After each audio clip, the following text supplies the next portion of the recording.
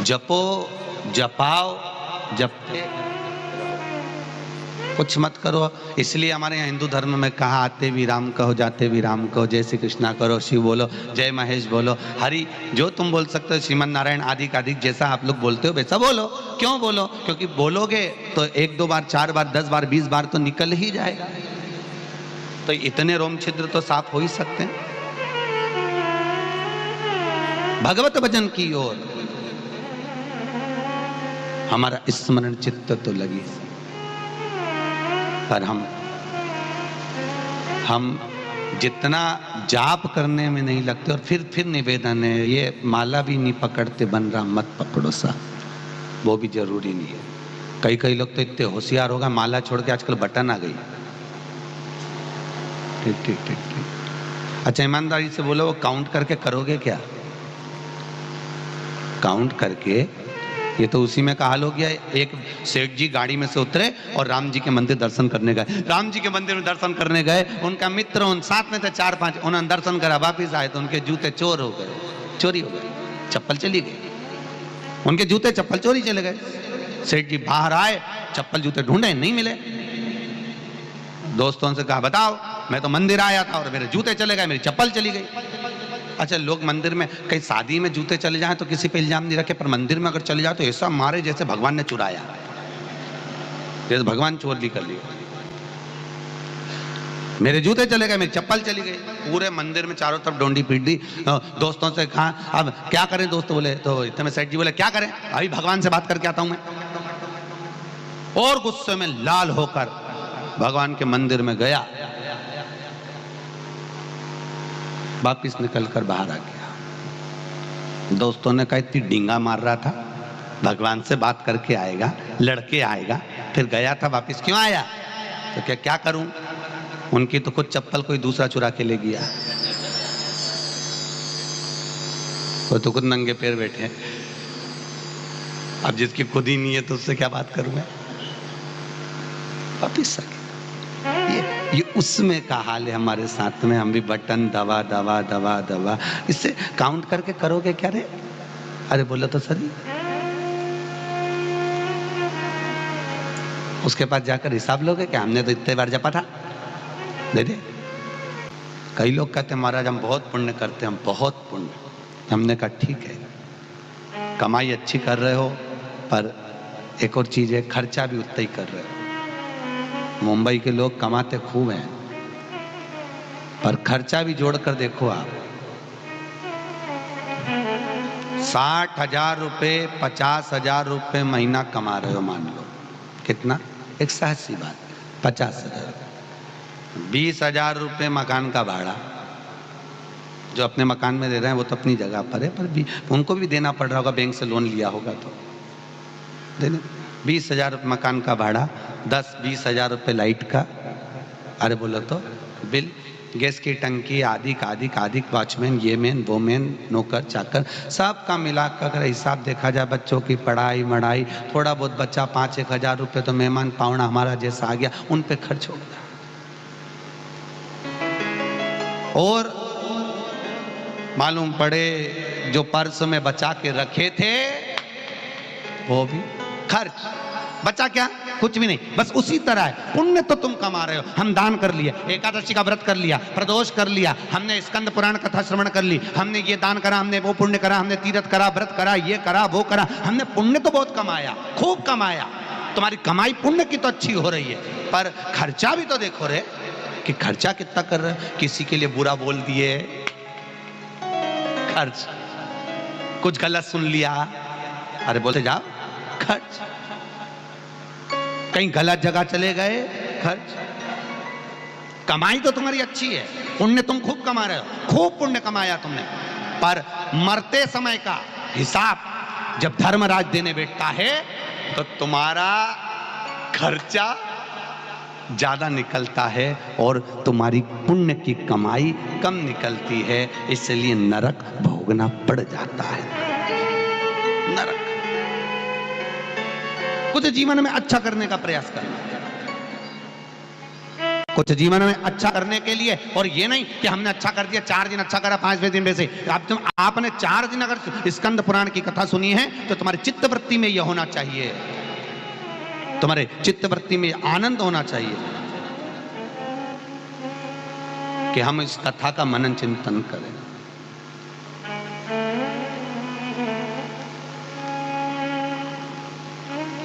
महाराज, भोजन में झूठे करे हुए हाथ को पानी से धोया जा सकता है। कैसे धोते हैं? जम के बोलो, पानी से। भोजन में झूठे किए हाथ पानी से धोए जाते हैं, और कमाई में झूठे किए हाथ केवल सत्संग में धोए जाते हैं, केवल। क्योंकि हम मृत्यु लोक में अगर जन्मे हैं ना भाई, तो झूठ तो बोलना पड़ेगा। आपको नहीं, किनको? इनको। आपको नहीं, क्योंकि इनके लिए ये छूट दी गई है कि तुम आप कमाना है, परिवार चलाना है, नाते रिश्ते पालना है, कुटुंब कबीला साधना है, तो इनको झूठ तो बोलना पड़ेगा। 1 का 2 तो करना पड़ेगा, छल करना पड़ेगा, बेईमानी करना पड़ेगी, कपट करना पड़ेगा, सब कुछ करना पड़ेगा। इसलिए इनके नाम के आगे धर्म नहीं लिखा। कोई महाराज ने, कोई संत ने आज तक नहीं कहा मुंबई में आकर कि ये धर्मपति है। बोला? अरे बोलो तो सही। कहीं भूल से कोई महाराज बोला हो कि ये धर्मपति है? कोई नहीं बोलेगा। वेद व्यास जी ने कहीं लिखा ही नहीं इनके नाम के आगे धर्म, क्योंकि इनको परिवार चलाना है तो कपट करना पड़ेगा, बेईमानी करना पड़ेगी, छल करना पड़ेगा, सब कुछ करना पड़ेगा, इनको झूठ भी बोलना पड़ेगा। तो इनके नाम के आगे धर्म नहीं लिखा, पर तुम्हारे नाम के आगे लिखा धर्म पत्नी। क्यों? क्योंकि ये कमाई करके लाएगा, कि ऐसा भी धन लाएगा, लाकर तेर को देगा, और तू इसकी कमाई में से थोड़ा सा धन निकालना, कहीं स्कंद पुराण पर लगा देना, तो पति को भी बैकुंठ ले जाना और खुद भी चली जाना। पर तुमने उसकी कमाई में से धन तो निकाला, पर सब डेंटिंग पेंटिंग में लगा जाइए, वो धर्म में लगाई, सत्कर्म में लगा कहां है? तुमने निकाला तो सही, पैसा निकाला, मना, उसने लाकर तुमको दिया। कमाई, जो भी कमाई है किसको दी? अरे बोलो तो सही, तुमको। तुम्हारा क्या फर्ज था कि यार उसने देखो दुकान पे झूठ बोला होगा, कपट करा होगा, मैं कथा में जा रही हूँ परंतु वो नहीं जा रहा, पर वो नहीं जा रहा तो इसकी कमाई में से कुछ निकाल कर थोड़ा सत्कर्म में लगा दूंगी, तो उनको भी इसका पुण्य मिल जाएगा। उसका ये पति दान करे और तुम ऐसे पल्लू लेके टच कर लो उसको, इससे नहीं मिलेगा।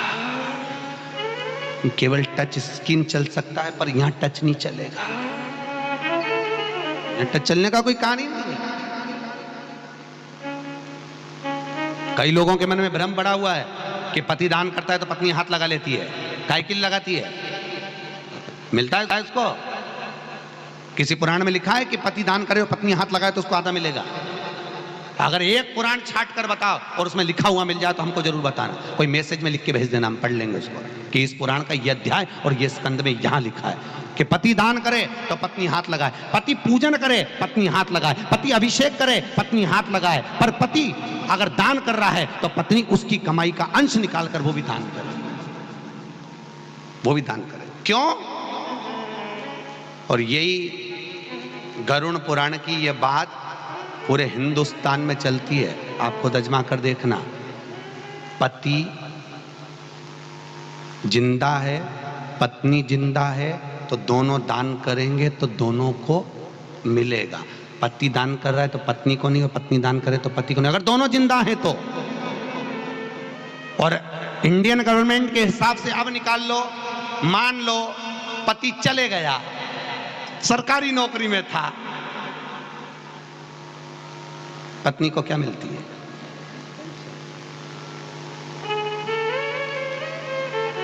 वो मिल रही है। उसी तरह पति पत्नी दोनों जीवित हैं, दोनों दान करेंगे दोनों को मिलेगा। मान लो दोनों में से एक चले गया, तब एक व्यक्ति अगर दान करता है तो उसका 50% उसको पहुंच जाता है, फिर आपका दान का भाग उसको मिल रहा है। पर जब तक दोनों हैं तब तक दोनों को, वो कहते हैं ना, टच करने से कुछ नहीं होगा। मालूम पड़े एक समोसा खा रहा है और तुम उसको टच कर करके घूमती रहो तो समोसा तुम्हारे मुंडा में चले जाएगा? नहीं जाएगा। पेट नहीं भराएगा, वो करेगा उसके लिए, वो धरेगा उसके लिए, उसकी अनुकूलता में उसका क्रम धारण करिए, उसको प्राप्त टच करने से। कहीं शादी में जाओ, आजकल बहुत महंगाई का जमाना है, कम से कम 500 700 रुपए की एक एक प्लेट होती है साहब। तो फिर तुम यहाँ पर जैसे काम करती हो वहां पर भी कर लेना, पति प्लेट उठाए तो टच करके उसको, तब बेचारे जिसके यहाँ शादी उसका भी फायदा हो जाएगा कि एक ही प्लेट में काम चल गया, ये टच करके घूम रही थी। पेट भराएगा नहीं, वो जीमेगा उसका पेट भराएगा, तुम जीमोगे तुम्हारा पेट भराएगा। दोनों का क्रम अलग है। भजन भी करिए, स्मरण भी करिए, दान भी करिए, और उसकी कमाई का एक अंश निकाल कर कहीं सत्कर्म की ओर भी बढ़िए। महाराज उनको भी पुण्य का भागी बनाइए, क्योंकि कमा वो रहा है। और अंतिम समय में जब जाता है तो ऊपर जाकर कहता है तूने झूठ बोला, तूने बेईमानी करी, तूने छल करा, तूने कपट करा, तो नरक भी तू भोगेगा। तो वो कहता है मैंने कमाया पत्नी के लिए था, मैंने कमाया बच्चों के लिए था, नरक वो नहीं भोगेंगे। तो वो काय को भोगेंगे? पत्नी ने तुझे कभी कहा कि तू झूठ बोल? पत्नी कभी अपने पति से नहीं कहती कि तुम झूठ बोलो, तुम कपट करो, तुम बेईमानी करो, तुम छल करो, वो नहीं बोलती। तो वो काय को नरक भोगेगी? कभी बच्चों ने कहा पापा मेरी पढ़ाई के लिए तुम झूठ बोलना, मेरी कमाई पढ़ाई के लिए तुम ये करना, तो वो क्यों नरक पड़ेगा? जब उसने बोला ही नहीं तो नरक तू पड़। तो क्या मैं अकेला नरक क्यों जाऊं? पूरी जिंदगी तो इनको खिला खिला के मर गया, उनको भी नरक भेजो। तो क्या वो नहीं आए? तो तुम बिल्कुल चिंता मत करना, तुम्हें तो नरक जाना ही नहीं, तुम टेंशन मत लो, तुम तो चकाचक करो, खाओ पियो ना मौज करो, हो गए सुख। भजन चित्त धरो, स्मरण चित्त धरो। पर आप भी एक क्रम बनाकर चलिए, अपने पति की कमाई में से कुछ निकाल कर कहीं बहन बेटी को, किसको? बहन बेटी। कभी भी ननंदों आए ना, बेटियां आए, उनको बोझा मत समझो, बहुत प्रसन्नता से दो साहब। 3 को देने से कभी नहीं घटता, बहन बेटी को देने से नहीं घटता, गौ माता को देने से नहीं घटता, संत ब्राह्मण को देने से नहीं घटता, बढ़ता है। पर जब जब ये 3 आते हैं तो लोगों का मुंह फूल जाता है। दरवाजे पे गाय आई और इनने डंडा उठा के दिया, बहन बेटी जैसी घर में आई ने भाभियों का मुंह भगोना हो गया, तुरंत। और तुरंत अब अपने अपने घर के बच्चों को सिखा देती, जा दादी के पास बैठ।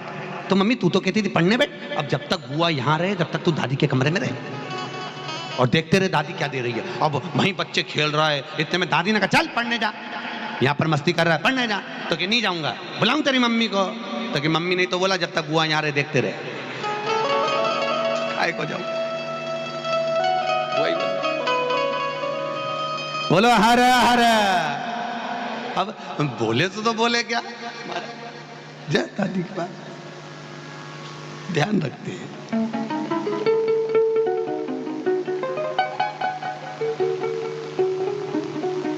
देव बद्रीश का वर्णन बद्री खंड के अंदर जो कहा गया है महाराज,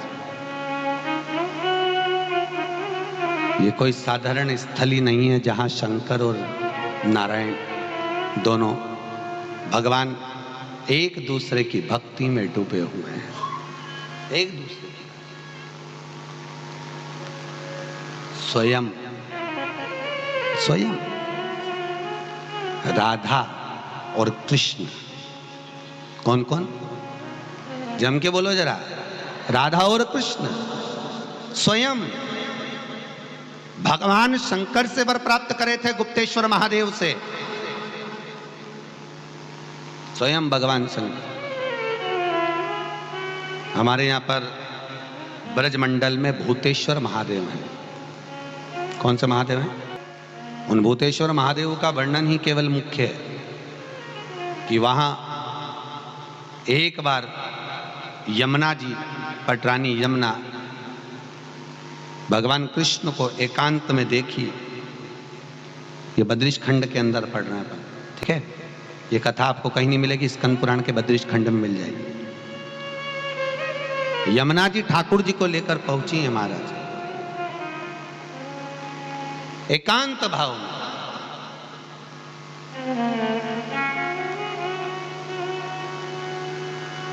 और कदली वन के अंदर यमुना जी ने ठाकुर जी को ले जाकर बिठाया और ठाकुर जी और यमुना जी दोनों बैठे और चर्चा जब चालू हुई, इतने में पीछे से आकर राधा जी खड़ी हो गई और राधा जी ने यमुना और ठाकुर की चर्चा को, सत्संग को श्रवण किया। तो यमुना जी ठाकुर जी से कह रही थी कि महाराज मैं जहां यमुनोत्री से निकल कर आई हूं, कालिंदगिर पर्वत की मैं पुत्री हूं, मैं जब मृत्यु लोक में भ्रमण करती करती आ रही हूं, वहां पर मैंने अलकनंदा के मुख से बद्रीश की कथा का रसपान किया। रसपान महाराज, मैंने बद्रीनाथ की चर्चा का श्रवण किया। इतने में तुरंत भगवान राधा रानी सम्मुख में आकर खड़े होकर बोली, नाथ एक बार हमको भी बद्रीनाथ जरूर जाना है। आप लोगों के मन में भी आता होगा, एक बार अगर बद्रीनारायण होया ना तो मन में आएगा दूसरी बार जरूर जाऊंगा। गए हो तो मन में आएगा आपको, कभी कभी सालों हो जाते ना तो याद आती है एक बार बद्रीनाथ में भी जाऊं, वापिस जाऊं, सेकंड बार, एक बार फिर जाऊं, फिर पहुंच, एक बार मैं फिर पहुंच जाऊं।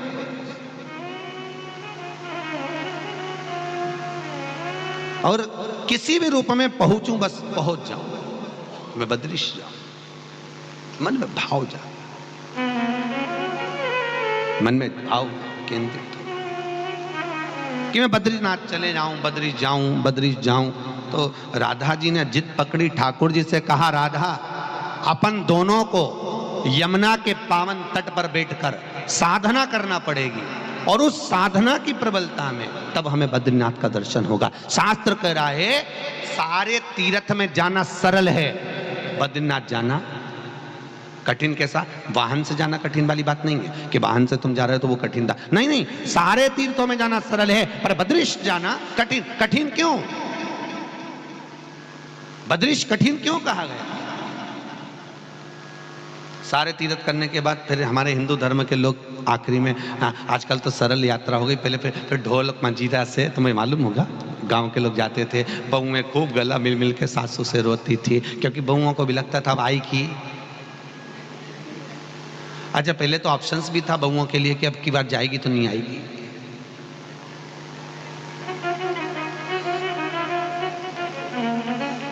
अब बहु तो ऑप्शंस भी ना बचा, बद्रीनाथ भी सरल हो गए। अब विचार सोचे, जाऊं, सरलता हो महाराज। अब बद्रीश जावे,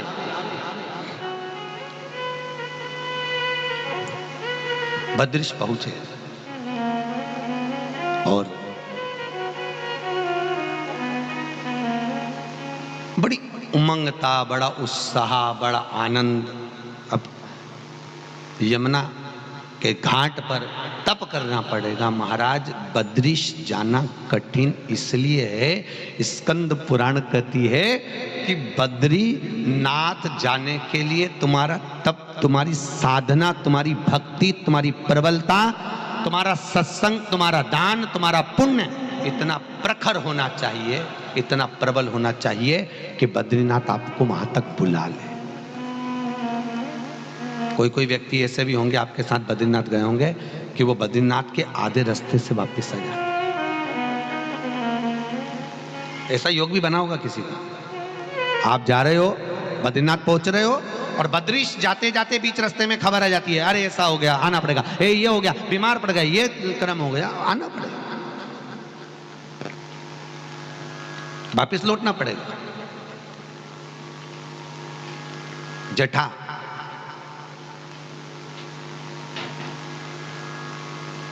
जिसकी मां गलत सोच रखती थी, कभी बच्चों को अच्छे संस्कार नहीं दिए, कभी अच्छे संस्कार, कभी गंगा जी के घाट नहीं गए, कभी दान, कभी पुण्य नहीं करा, कभी ब्राह्मण का भोजन नहीं कराया, कभी सत्कर्म नहीं करा। मां ने बेटे को जो ज्ञान दिया था वो बेटे को प्राप्त हुआ। एक दिन बेटे को मालूम पड़ा कि क्या करा जाए, मां शांत हो गई। अब मां की अस्थियों को लोटे में भरकर, कलश में भरकर, रेशमी वस्त्र में रखकर कलश के अंदर रखा, मिट्टी लपेटी। आप लोगों को तो मालूम होगा अंतिम समय की जब अस्थियां जाती हैं तो तांबे के कलश पर मिट्टी लपेटी जाती है। मिट्टी लपेटी, रेशमी वस्त्र में रखा, लेकर गया, काशी पहुंचा। और काशी में जाने से पहले ही, काशी प्रवेश ही नहीं करा था, और काशी में जाने से पहले ही वो लोटा जहां वो बैठा था भोजन करने के लिए बैठा और पानी पीने के लिए गया, इतने में वो लोटे को कोई चोर चुरा कर ले गया। तो उस जेठा ने एक संत से पूछा, महाराज मैं माता की अस्थियां रखी थी, उनको लेकर आया था और मैं काशी में गंगा के घाट पर विसर्जन करने के लिए आया था, पर ये मेरी माता की अस्थियां गई कहां? ये मेरी माता की अस्थियां कहां? संत कहे, तुम्हारी माता की अस्थियां काशी में प्रवेश के पहले ही कोई चोर चुरा कर लेकर गया और उसको ले जाकर ना जाने कहां गटर में पटक दिया और लोटे को उठा कर ले गया। शास्त्र कहता है जिसने कभी जीते जी भगवत स्मरण ना करा हो, भजन ना करा हो, दान ना करा हो, पुण्य ना करा हो, सत्कर्म ना करा हो, तो वो तीर्थ जाने से पहले ही उसकी अस्थियां भी चली जाती है।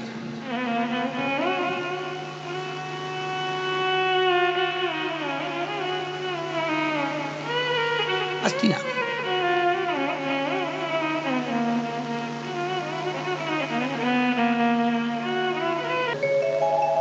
तो शास्त्र कह रहा है, भगवत हमारे पुण्य जब प्रबल होते हैं,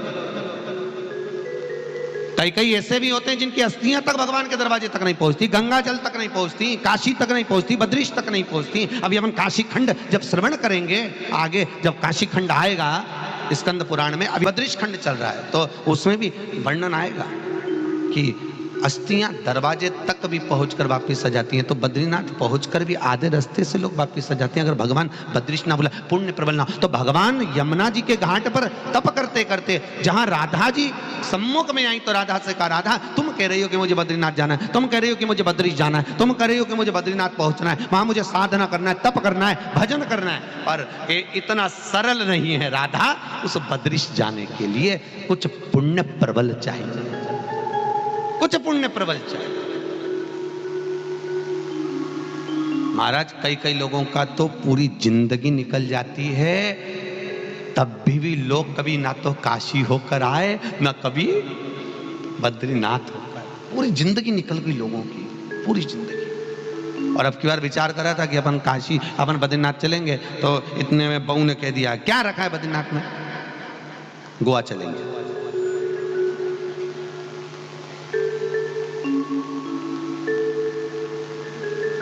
तो हमने कहा गोवा जा रहे हो तो महाप्रभु जी की बैठक जी बिहारी जी वरियाना, वहां चले जाना, कोई सत्कर्म तो करो, जहां रहो, देश में विदेश में, जहां रहो राधा रमन, राधा रमन, राधा रमन, जहां तुम्हारी मर्जी हो, तुम्हारी भक्ति जहां जहां आनंद चित्त में धारण हो जाए, वहां पहुंचो। मान भक्ति जैसी। अब भगवान कहे, राधा तुम तप करो। आप लोगों को मालूम होगा, रावल गांव और बरसाना, रावल गांव और बरसाना दोनों में 48 किलोमीटर की दूरी है, और रावल और बरसाना के बीच में राधा जी की एक तपोस्थली है, जहां राधा जी ने अपनी नानी से ज्ञान प्रदान प्राप्त कर कर और भगवान कृष्ण से अनुमोदन कर कर राधा जी वहां बैठकर यमुना जी की आज्ञा से तप करने के लिए बैठी थी राधा।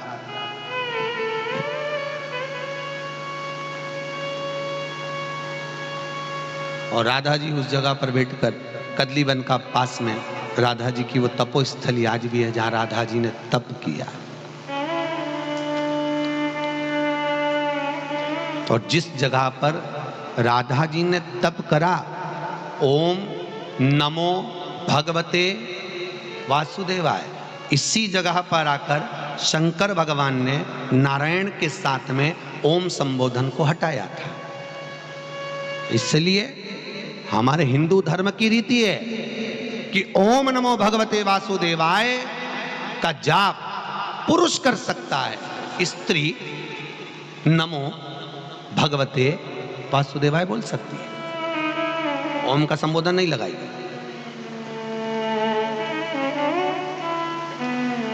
ओम नमः शिवाय का जाप पुरुष कर सकता है, नमः शिवाय का जाप स्त्री कर सकती है, ओम का संबोधन नहीं आएगा।